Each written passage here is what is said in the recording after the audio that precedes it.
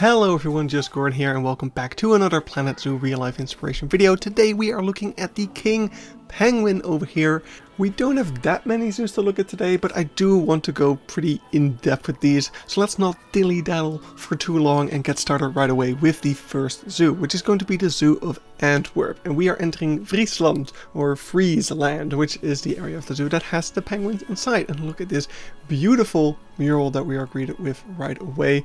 It's absolutely gorgeous and a great introduction to this building. And yes, a building!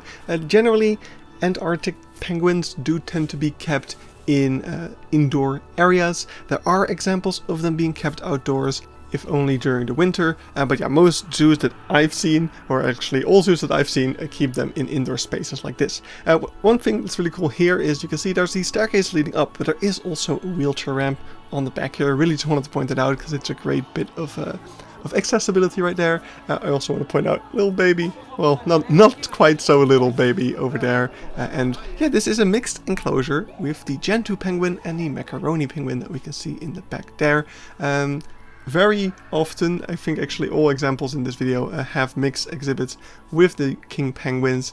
Gentoo definitely being the most common one, which is understandable because they are so cool. Look at them making a little nest out of rocks. But yeah, let's focus on the exhibit for a little bit. One of the most awesome features about it is this beautiful rock wall that we can see in the background. I love the styling of this. It looks so striking and yeah, just cool. Also the sky mural in the back definitely looks pretty nice. It's one of the nicer ones of all the exhibits I've seen.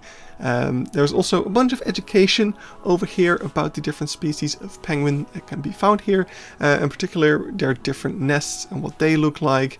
And there's some other cool stuff as well. We can see some skeletons over there. Yeah, really nice stuff all about the Antarctic waters, and you've got a little booklet there that you can flip through as well. Really, really cool stuff. But yeah, as we move up over here, we have a better look at the land section of the enclosure. You can see all the little crevices in the rocks where the penguins can go in, and look at that little penguin jump out over there. Really, really awesome.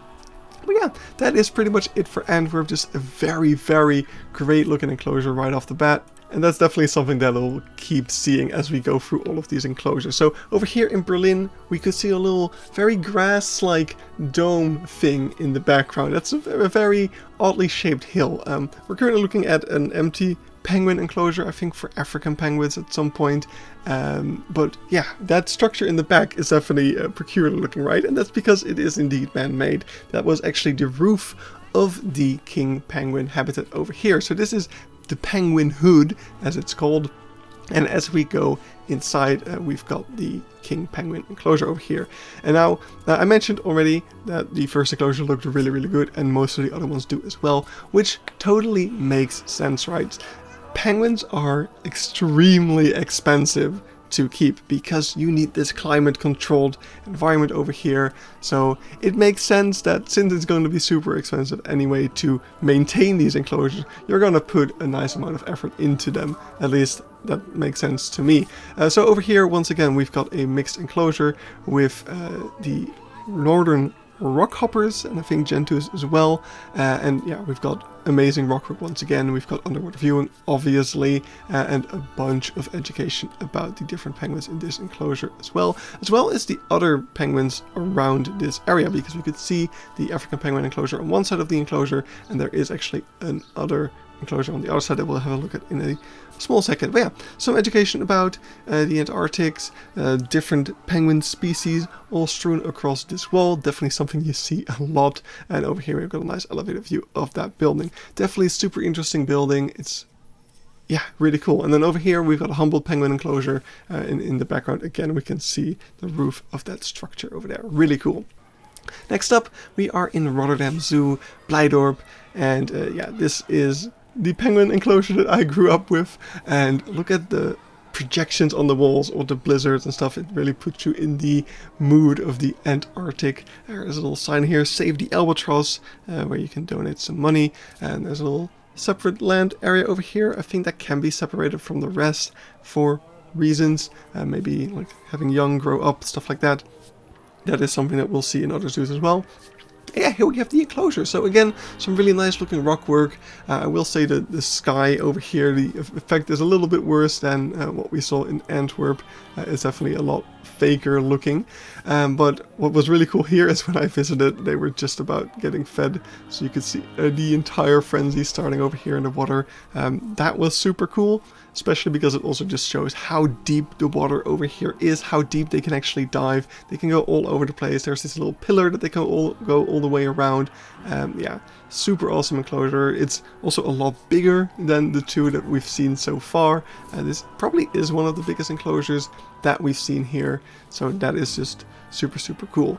So I mentioned earlier the costs of maintaining a penguin enclosure like this, having to cool it down to a low enough temperature for the penguins to be comfortable. And in the case of Blijdorp, that entire climate control is actually all powered by solar panels. The entire aquarium of the zoo is covered in solar panels, and pretty much all of that energy all goes into just the climate control of the penguins, which is absolutely crazy. At least this is what I was told. Anyway, from this window we can also see all of these lights shining onto the enclosure to make it actually look like it's daytime in there. Pretty interesting. And yeah, that's it for Blijdorp. So let's move on to the next zoo. This is Tierpark Hagenbeck.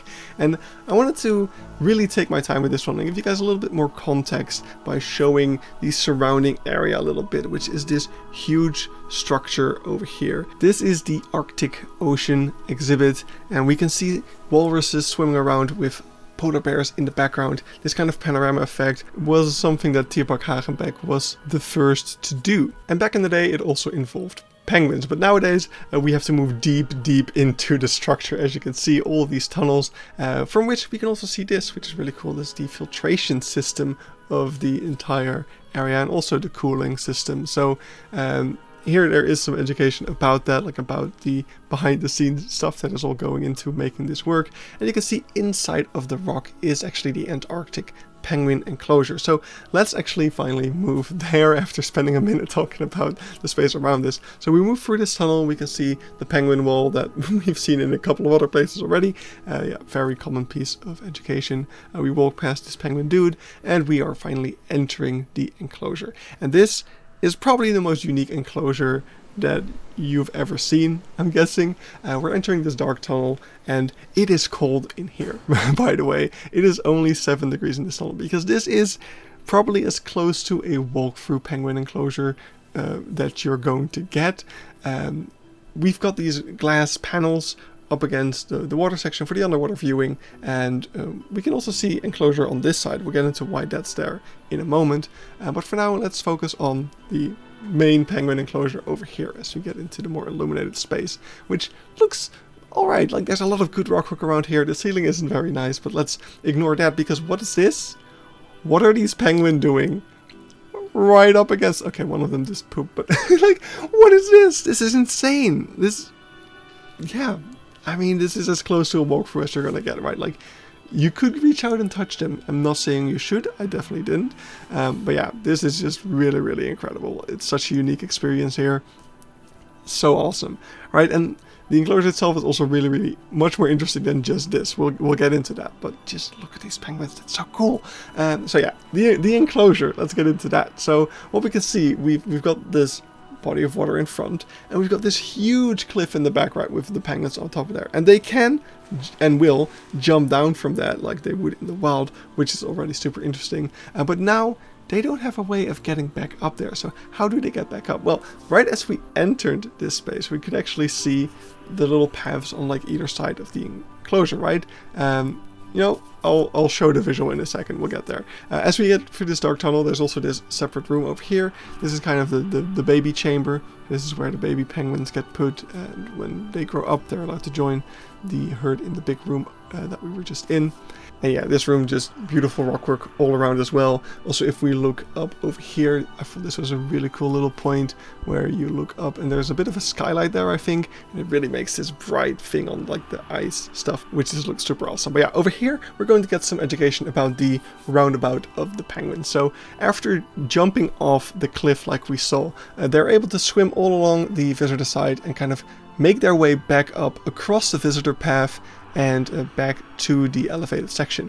And throughout that path they're coming across all different types of terrain, so the penguins have to kind of use all of their modes of movement to get through there, like, you know, a little bit of jumping to get up the steps, sliding down a ramp or something. It really is enriching and engaging for them. So that's a super cool enclosure design right there. I really like that. But yeah, over here, there is some education all about the history of this enclosure. So back in like around the year 1900, the first version of that landscape, that panorama view that we saw at the beginning, was conceived and actually patented, and that enclosure got built. And that was just like one of the first panorama enclosures like that, with no fences, just moats in between the enclosures, and it was super famous, even though, yeah, as with most enclosures for the time, probably not the best animal welfare, as we can see right there.